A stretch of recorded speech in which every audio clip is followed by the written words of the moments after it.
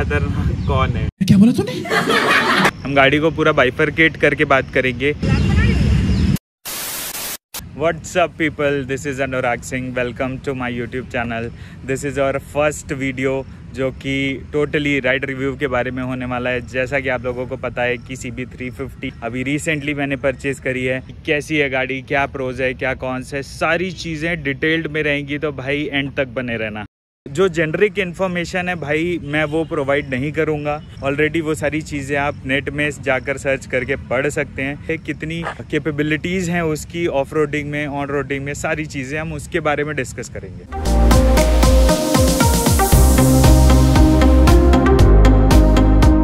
हम गाड़ी को पूरा बाइफरकेट करके बात करेंगे। क्या बात है सर, क्या बात है सर, क्या बात, ये बात है। तो पहले पार्ट्स के नाम आएंगे, उसके बाद में वो पार्ट प्रोज में जाएगा या कॉन्स में जाएगा, उस बेसिस पे हम डिसाइड करेंगे। तो लेट्स बिगिन। होंडा जानी जाती है अपनी बाइक और कार्स के रिलायबल इंजन्स की वजह से। कम सीसी वाली गाड़ियां स्टेबिलिटी का इशू रहता है, इस गाड़ी में ऐसा कुछ नहीं है। ना वाइब्रेशन है, ना साउंड है। 350 सीसी का एयर कूल्ड इंजन है और जो कि भाई बहुत ही बढ़िया मास्टरपीस है होंडा की तरफ से। नहीं होने देता। जाओ जाओ तो अच्छा लगा मिलके यार।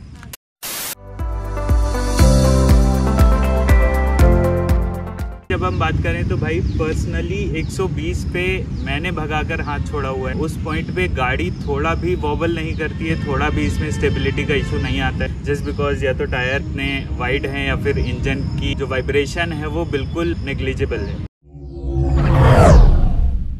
हेडलाइट की बात करते हैं तो भाई हेडलाइट इसमें फालतू ही है। मेरे साथ अन्याय हुआ है। वो जुगनू के बराबर है, जली तो जली, नहीं जली तो नहीं जली। सिटी राइड में एक बार को वो थोड़ा बहुत काम कर भी सकती है कि अगर हम हाईवे पे जाने वाले हैं तो हाईवे के लिए तो नहीं है। अबे साले। गाड़ी के मिरर्स मेरे हिसाब से एक बहुत बड़ा कॉन है। इसका जो आर्म लेंथ वो इतना छोटा है कि मोस्ट ऑफ द टाइम आप जब राइड करोगे ऐसे आपका शोल्डर ही दिखते रहेगा पूरे टाइम। और हैंडल मिरर्स जो कि यहाँ पर माउंट होते हैं, you can go for mirror extension. अगर आप मिरर एक्सटेंड कर लोगे तो मिरर का जो पोजीशनिंग है थोड़ा सा और वाइड हो जाएगा, देन आपको क्लियर व्यू मिलेगा। जो स्टॉक मिरर्स हैं, ट्रस्ट मी गाइस, ये बहुत बढ़िया क्वालिटी के हैं। इट्स जस्ट कि ये जो आर्म है ये छोटा है। भाई ये सबसे खतरनाक कौन है? हॉर्न स्विच एक बार को ढूंढने पे आपको भगवान मिल भी जाएंगे, बट अगर आप राइड करते टाइम हॉर्न ढूंढते रहोगे तो वो आपको नहीं मिलेगा। मोस्ट ऑफ द टाइम आप इंडिकेटर ही ऑन करते रहोगे। गाड़ी के अगर एग्जॉस्ट की बात करी जाए, मार्केट में चर्चे हैं कि होंडा का एग्जॉस्ट कैसा है CB350 RS का। ईयरफोन लगाकर गाने सुनते हुए राइड करते हैं, कितना भी राइड करो बिना ईयरफोन के आप राइड कर सकते हो, बिकॉज एग्जॉस्ट का वो जो साउंड कान पे आते रहता है, मन ही नहीं भरता है। डुअल पर्पस टायर्स हैं। 30% आप ऑफ रोडिंग के लिए यूज कर सकते हो, 70% ऑन रोड के लिए यूज कर सकते हो। सस्पेंशन है वो थोड़ा सा स्टिफर साइड में है। स्टिफर साइड की वजह से जो छोटे मोटे गड्ढे रहते हैं भाई गाड़ी भाव भी नहीं देती है उन गड्ढों को। ऑफ रोडिंग के लिए मेरे हिसाब से एक थोड़ा प्लस पॉइंट हो जाता है हमारे लिए। बाकी सिटी में आपको थोड़ा सा स्टिफनेस फील हो सकती है। It's okay.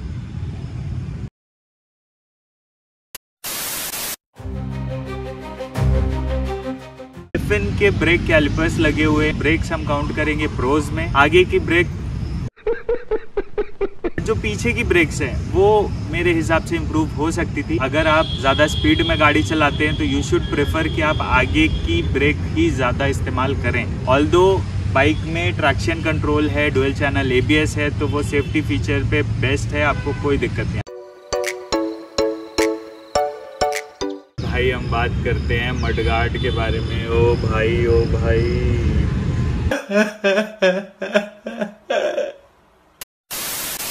CB350 RS एक कैफे रेसर को ध्यान में रखते हुए बनाया गया। उसमें मडगार्ड बहुत छोटा होता है, इतना छोटा कि वो आपके किसी काम नहीं आएगा। अगर आपको मड वगैरह का दिक्कत है, इतना बहुत ज़्यादा इशू है, तो आप हाईनेस की तरफ जा सकते हो। उसमें मडगार्ड वगैरह वाला कोई प्रॉब्लम नहीं है। वो सीट की अगर हम बात करें जाए तो दोनों की ही सीट थोड़ा सा स्टिफ सेगमेंट में है। बेसिकली अगर आप बहुत लंबा ड्राइव कर रहे हो तो लंबे ड्राइव करने के टाइम पे, लंबी राइड के टाइम पे आपको बहुत ज़्यादा जो आपके बम्स हैं वो नम फील नहीं होते हैं, मतलब सुन्न पड़ने से बच जाते हैं अगर सीट आपकी स्टिफ है तो। बहुत ज़्यादा अगर सॉफ्ट सीट है तो वो भाई 50-100 किलोमीटर के बाद में वो नम कर देता है। प्रो है मेरे हिसाब से वो है इसका माइलेज। भाई ट्रिप का एवरेज अभी दिखा रहा है 41.9। ब्लूटूथ है जो किसी काम का नहीं है, बिकॉज उसका जो डिस्प्ले है वो लिटरली एक सिम कार्ड के साइज का डिस्प्ले। असिस्टिव स्लीपर क्लच दिया हुआ है इसमें।